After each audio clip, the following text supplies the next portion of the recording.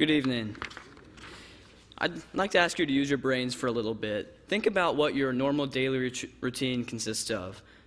Most of you are probably thinking you wake up, go and brush your teeth, take a shower, eat breakfast, go to work, come home, do homework, or just do whatever, and then eat dinner. And then you go to sleep, get up, and repeat it.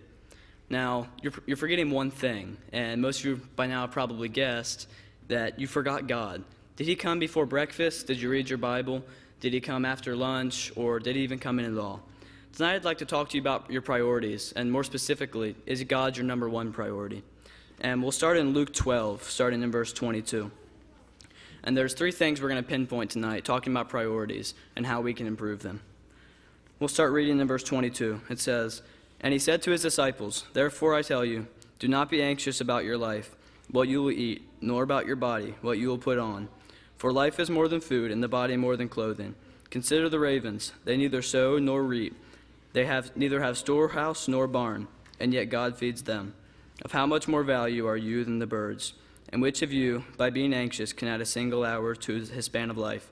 If then you are not able to do such a small thing as that, why are you anxious about the rest?'" What this verse is trying to tell us is, when we're not trusting God, he's not our number one priority. But if we transfer our trust to him, make him our number one, read our Bible before breakfast, do everything for him, then the smaller things like going to work, providing for our family, which may not seem small, but really are in comparison, he will take care of those for us. And anything that could have come before him, he's going to take care of us for that because we made him our number one priority.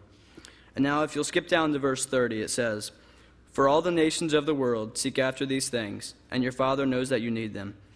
Instead, seek his kingdom, and these things will be added to you." So now that God is our first priority, or he might have even been your first priority before, what are we supposed to do from there? This verse tells us to seek God's kingdom and his commands. We need to seek him so that once we've made him our first priority, then we're doing his will. Seeking his kingdom would be evangelizing more, reading his word more, praying more. And slowly, the list that might have started with going to work, playing video games, watching your favorite television show, is going to transform into worship service on Sunday, Wednesday, and Sunday night, to reading your Bible, praying. And slowly, those pointless worldly things are going to go away, and you're going to become a more godly person. And now finally, if you'll flip the page and go to verse 33, this will wrap the whole Devo up. It says, "Sell your possessions and give to the needy. Provide for yourselves money bags that do not grow old, and a treasure in the heavens that does not fail, where no thief approaches and no moth destroys."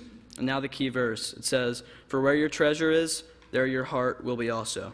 Now you might even still be thinking right now, God being my first priority is not a big deal. I come to church every Sunday, read my Bible when I feel like it, and I pray before my meals. I'm good to go. But really, you're not, because this verse says, wherever your treasure is, there your heart will be. Let's change that word. What if you put whatever your first priority is? Wherever my first priority, wherever my iPhone is, wherever my favorite TV show is, there my heart will be. Wherever my job is, there my heart will be. I don't know about you, but I'd rather have the word God in there. Wherever God is, there is my heart. And tonight I challenge you, if your answer to that question was not God is your first priority, if you said, wherever my job is, there my heart is, I invite you and encourage you to come forward to fix your priorities or to be baptized, or if you need the prayers of the church, please come forward as we stand and sing.